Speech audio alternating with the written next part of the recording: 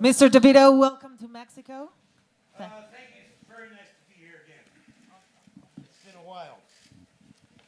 When was the last time you came to Well, let's Mexico? see. It's been a while. I know I shot Romancing the Stone. Are you, huh? I shot Romancing the Stone in all over Mexico. And I spent a bunch of time in Mexico City when we were doing that. But that was many years ago. I don't think I've been here since. It's so beautiful. It's really great. I loved coming. The countryside looked really great. And yesterday was really nice. I had great Mexican food. What do you have? I was really looking forward to. You know, I had some tacos and, of course, and some tostada and some, and some fish that was beautifully grilled. You love fish. You know, I stayed in, in Veracruz for a while. We were shooting down there. And I remember that was a really special kind of dish down there, fish dish. And I was in also Jalapa and Cuernavaca. That was good. Really nice. There's roses in Cuernavaca, right? Yes, quite a roses. Mr. DeVito, what do you felt when Disney Pictures called you to be part of this classic 1941's Dumbo? Okay, well, I'm a big fan of Dumbo's. I've always been a fan of Dumbo. And, very moved by that 63-minute cartoon when I was a little kid. That was my... that was one of my favorite Disney movies. And it was when Tim called and said he was doing this, I was doing a play in New York, and I thought, my God, I don't know if I'm going to be able to be in it. It was overlapping the schedules, and this, that, and the other thing. But I read the script. I love the part. The part, Medici, is... if you saw Big Fish, it's similar to Big Fish, the circus owner.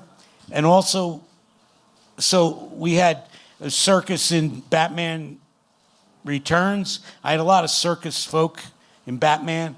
So this is kind of like, would be the trilogy that we finish up, Tim and I. And so it didn't look like I was going to be able to do the movie because I was in New York doing a play. And then you know how it is with movies. I mean, this is a common story. They get pushed. So, something happens. Something falls out, some kind of location or something happens, and they say, okay, well, you're scheduled to do it on such and such day, and now, unfortunately, we got to move it 2 weeks. Well, in my case, moving it 3 or 4 weeks was perfect. So I got to do Dumbo. Yeah, I got to go to London. I spent 3 months there, and it was really, really glorious. I had a great time. Great time, and the great time for us is to have you here. So thank you very much, Mr. DeVito. I must say that was quite an entrance.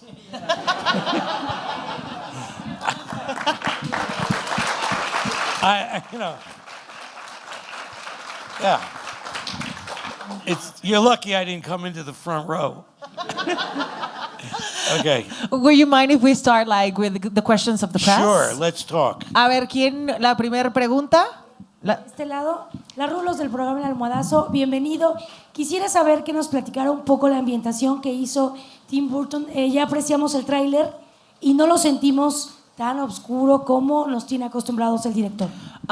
She's saying that she would like to know how is the movie, so Tim Burton, because they have saw the trailer, but no, not the movie. They don't feel it like that kind of obscure as Tim Burton's touch in Dumbo's.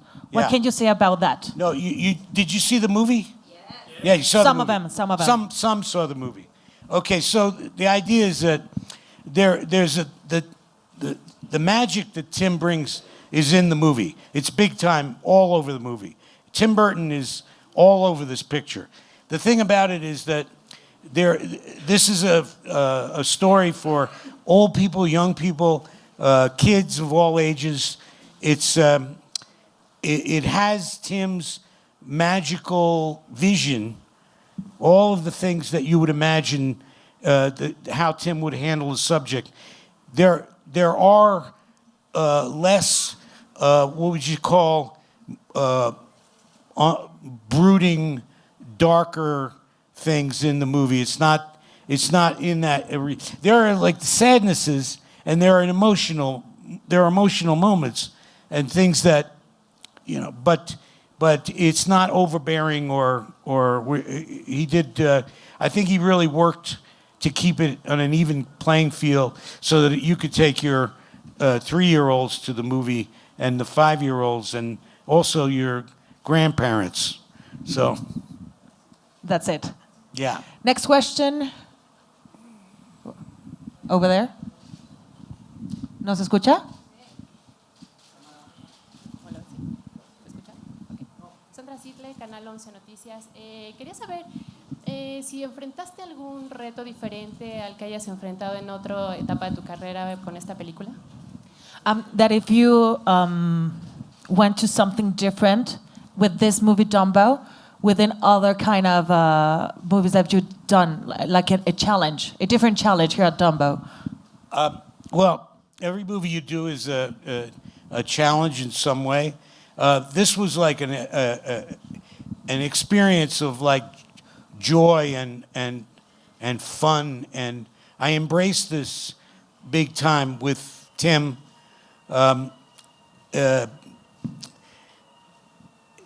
You want to be there for him, so that's not a challenge, but actors do. We go all over and do whatever we have to do to serve the director's vision, the writer's vision. And in this case, you had a responsibility also to make sure that it's going to be fun and bright and good for children and good for the Disney feeling, you know. So I guess that was the biggest challenge, but it was more of Tim's challenge than mine. I went and had, like I said, 3 months of really a lot of fun hanging out. The sets were like nothing I've ever been involved with before. Just beautiful. The amount of people there, the clowns, the jugglers, everybody did it. They all did it.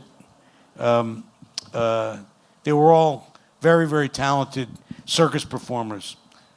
Because that was it, right? They were like real circus people They were during the movie. Absolutely. You know, all the people you see in the movie, except for those 4 clowns. Those were just actors. The other people could do things like balance chairs on, stand on, do tumbling, high wire acts, all the things, blowing the fire, doing all the things that we love to see in a circus. And then we didn't have any animals. The only animals we had on the set were the little doggies that he took the poodles and he painted them different colors. You know, it was very, very funny. One day he released the dogs out and they ran out. We didn't see them before. And they just came out and they were green and red and yellow and they were really amazing.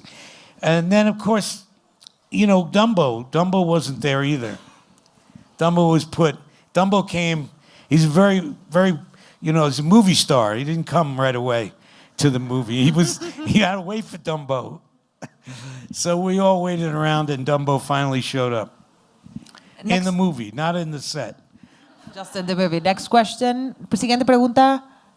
Hi, Danny. Hi. It's an honor to have you here. Thank you very, very much. I wanted to know, we follow your career. Yes. And we know that you've worked with Tim Burton a lot. Yes. And I wanted to know what has changed, like the evolution of your work process with him. Yeah, together. Yeah.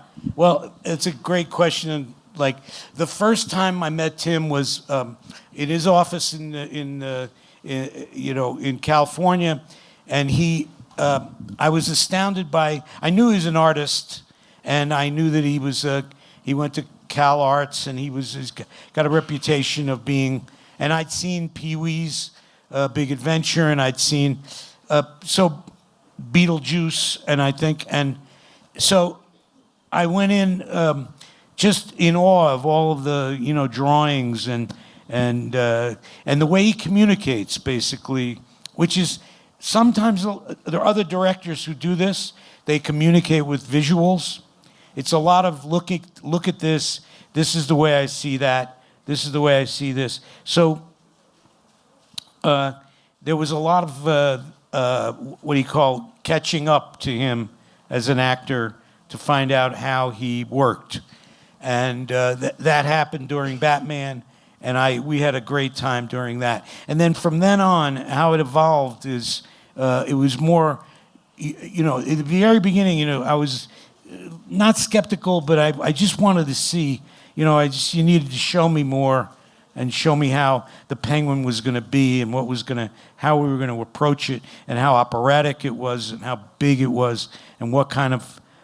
And then as we went along, I got more and more comfortable with the fact that the way Tim communicates is in visuals. He shows you he draws all the characters and kind of fits them together, and you get the feeling once you combine that with the script. Then the thing about it is on this movie where I took a big leap with him, because a big part of it for me on this film was watching him work. So you're an actor and you go into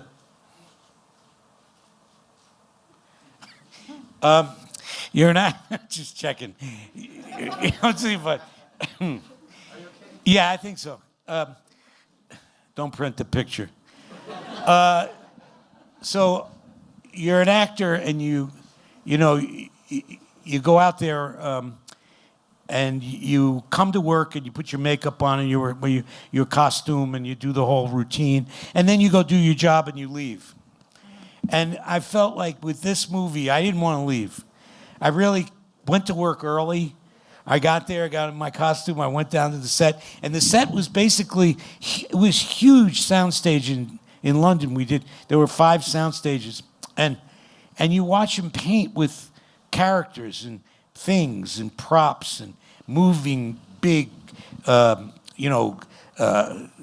train cars, and seriously creating the frame with all these visual things, and then and then you fit in.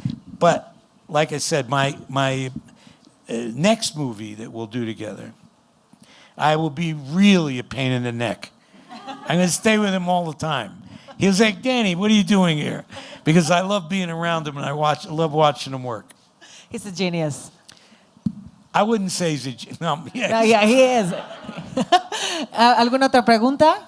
Hola, soy Mario Manjarres de Televisa. Hello, Mario. Welcome. Thank you very much. Mucho gusto. Quiero saber, una persona como tú, que tiene una carrera como la que tienes, ¿qué tiene que tener un proyecto para trabajar en él? Gracias. You're such a legend in films. What does a project has to have so you can say yes to that project? Well, certainly if a person that I've been working with for many years, like Tim, comes to me and says, I want you to do this very esoteric thing. It's just you and 3 tables and a lamp. I probably would do it. You know what I'm saying? Because he's like family to me. So it's got to do with the people you work with. It's got to do with the project, the character that you're going to play. This one was lots of fun. I could just, rant and rave, and I love doing that. And and I got to work with Michael again, Keaton. We've worked together 3 times, Michael and I. But anyway, it's the people you work with, to answer your question, the material, and how you feel about the character. How close, how can you get inside the character? If there's a way in, it's good to do. And that's usually my criteria. And if I feel like going to work. And for example, Mr. DeVito, you have had the opportunity to work with Michael Keaton and with Tim Burton. Mm-hmm. Do you have like any saying during the process with your work in the film or not? Or you have no saying? I don't shut up. You mean I talk a lot. I talk. I put my 2 cents in. I say things, and that's what I mean. I try to not. I try to stay back and what. But I have a big mouth, so I just keep calling. Talking about stuff. But they're very receptive about things. So, and we have a good relationship. Perfect. Yeah. Siguiente pregunta. ¿Dónde la tenemos? Yes. I'm Barbie from Argentina. Hi. Hi, nice to meet you. If I think about Danny DeVito, I think about the first thing that comes to my mind is like joy, happiness. Well, that's very nice of you. For real. Thank you. I wonder what things make you happy. Oh, gosh. Well, I have 3 children, make me very happy. I live in a nice place in California. It's very, I was born in New Jersey. I wasn't crazy about waking up every morning in the cold and going out in, the snow. It's not right for me. I like it here better, this climate. I like that. That makes me happy. I know we need rain, but I'd rather it to be a sunny day and I sit outside and take all my clothes off. It's more comfortable, right? Allá, siguiente pregunta. Hi, Danny. I'm Constanza from Esquire. My question is, Dumbo is a movie about celebrating what makes us different. What do you Yes. think it means to make a movie like this now, in a time where we're so Yes. encouraged to embrace diversity? Yes, I think it's very, very important movie for now. I mean, it's a wonderful movie, and I'm so excited to be part of it. There are themes in the movie that we all are experiencing now in our lives that are happening in our country and in various countries all across the planet, where there's a divisiveness, there's a xenophobia, there's a incredible focus, mainly because of the leaders that we elect in our countries. Because we're supposed to look up to them and they're supposed to bring us together, and they actually separate us because they feel like they could have more power over us if we're divided.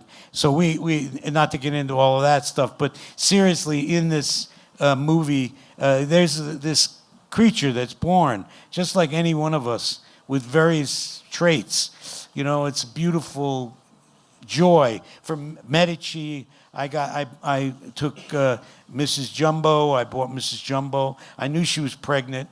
I knew that we were going to have a baby.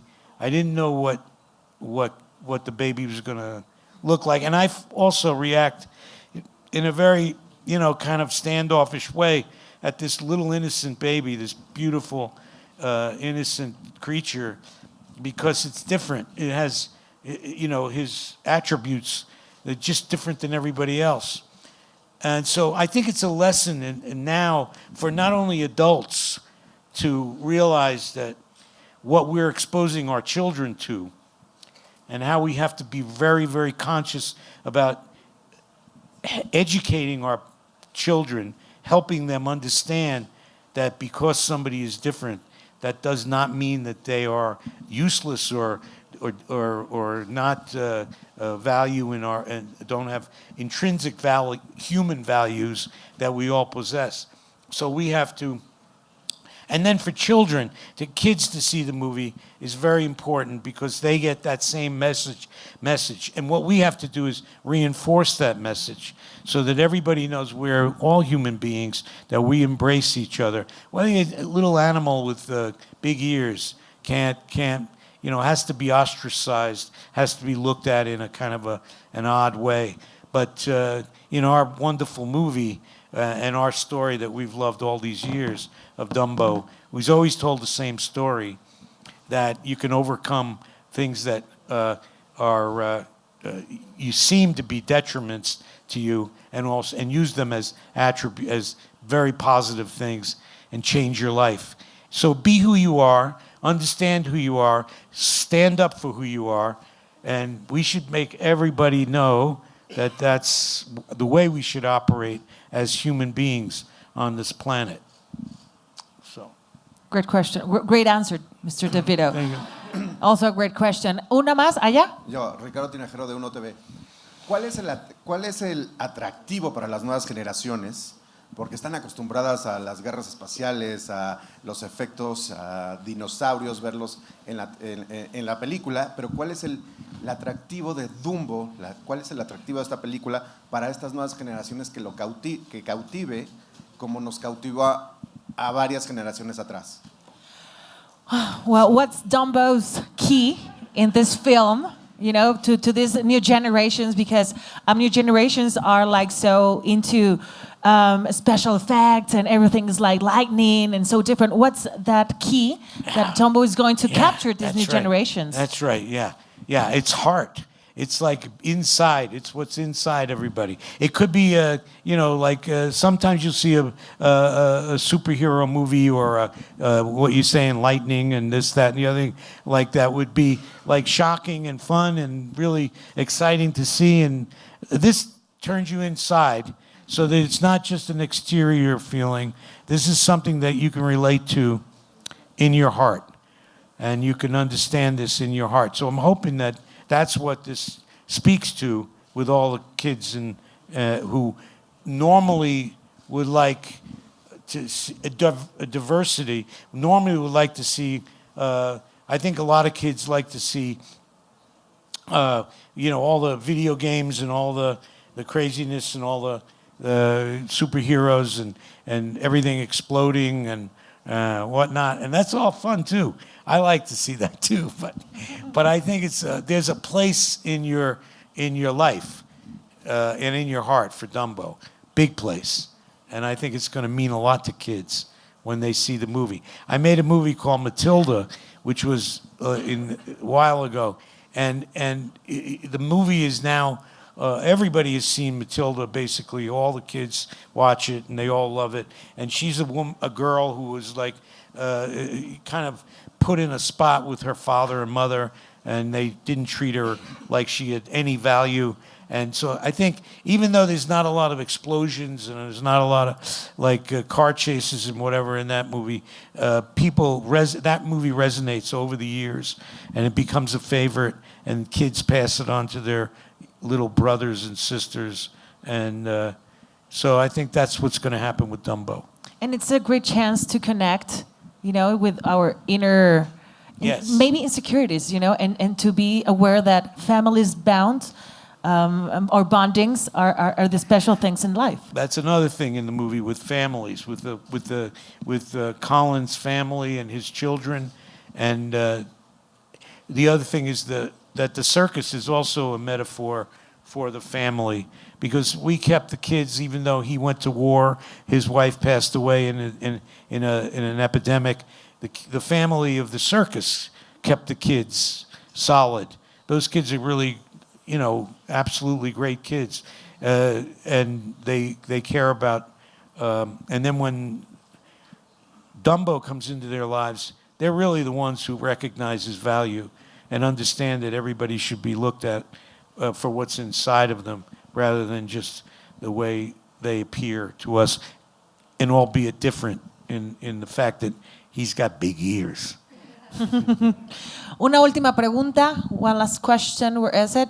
Hi, Danny. I'm Abby from Chilango, and you already said that you played 3 characters that come from the circus. How is Ringmaster Max different from the rest?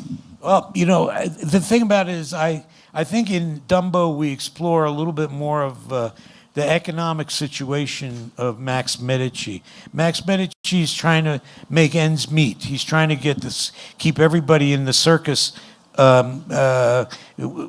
getting a paycheck, doing what they love doing, keeping them together. He's trying to democratize the whole thing so that everybody does, everybody chips in and does their part and more. And so he's the glue. I feel like this is the first time in all of Penguin I was pretty evil, and in Big Fish I was a werewolf. And also, this character is a little bit more like a small business owner, and I think that was like attractive to me too, because of course the whole idea of the small business being swallowed up by the big business, which is that guy down the end. You know, Michael was the good guy in Batman. But I'm What the goes good around guy comes in around. Dumbo. Mr. DeVito, Dumbo needs a feather to fly. Yeah. What's Mr. DeVito's feather to fly? You guys. I Yeah. need you, in other words. You're my feather. I need you guys to fly. Because if I just did this alone, it would be no fun. I don't think I could do it. In fact, I know that I staged that fall. You thought I did it. You thought it was a fall. I really did that. That was a stunt. That was good acting. I You did were that looking for the feather. No, but seriously, yeah, thank you. I think the feather for us is like that realization when you do something, whether it's in your home or your business or your passion, whatever it is, and you feel like there's somebody on the receiving end, and that feather is somebody that you really need to fly. I mean, I probably could do a scene from a movie and without showing it to you, but it's so much more fun when I share it with you. So it's kind of nice to have the inspiration, knowing that you're there helping me along. So I appreciate it. Thank you. Un aplauso fuerte para el señor Danny DeVito. Thanks, Danny. Would you join me here in front so we can the photo Vamos a tomar call? algunas fotos, por favor. Denos un segundito en lo que quitan el. Some pictures, Mr. DeVito.